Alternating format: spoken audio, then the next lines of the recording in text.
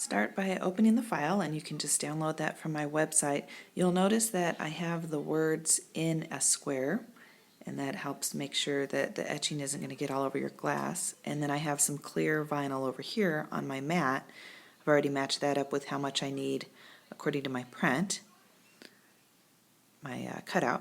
And then if you go into cut settings, be sure your items are highlighted, set to cut, set to vinyl. And then you'll move down and it'll tell you your blade. Mine always says to go to 2, and then you can go ahead and cut. Now your vinyl's cut, and you'll just want to weed out the inner part of the lettering. It's a little hard to see on the clear, but you can see it there, and then we're going to peel it off and stick that to the wine glass.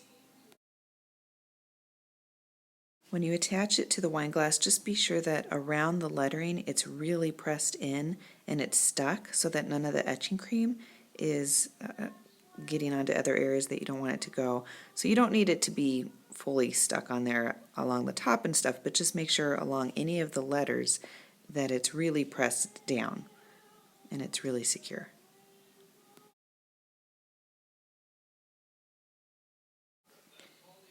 So for the small pieces of vinyl, like the 2 O's that look like rings, I'll take some transfer tape and stick that onto the back here.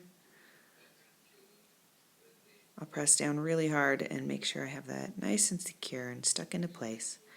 And then just pick that up and stick it onto the wine glass. It's actually easier if I'm looking at it from the back side to figure out where those O's need to go. Make sure it's nice and secure, and then you can pull off your transfer tape and you'll have all your vinyl in place to start doing your etching.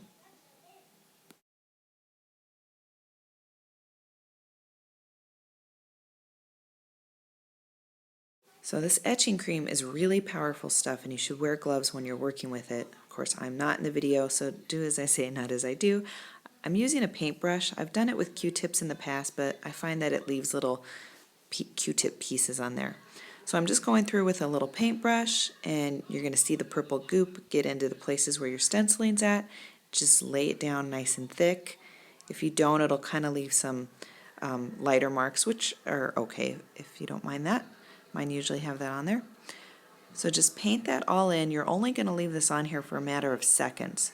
So paint this all in, and then what I'll do is quickly move over to the bride glass, do that one as well, and then I'll start removing the etching cream off of this groom glass.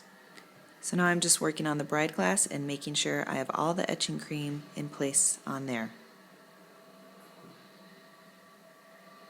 You can see why it's so important to have a big square around where your stenciling is at so that you don't get any of the etching cream on other places that you don't want it.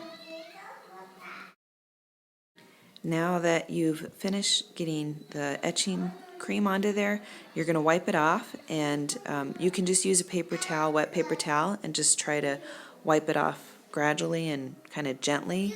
Be sure you don't get any of that stuff on your hands or anywhere else on the glass.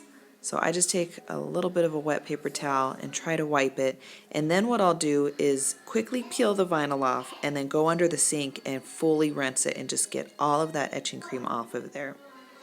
So you can see this kind of takes it off, but there's going to be a couple spots that will stay on there, and that's why I'll just do a full rinse. And here you go. It's still drying, but this is what it looks like once it's etched. It's really cool. It's a great way to personalize. Peel those little extra pieces of vinyl out of there, and maybe even consider adding names onto the back. And here's a close-up look at the bride glass. You can see what that one looks like.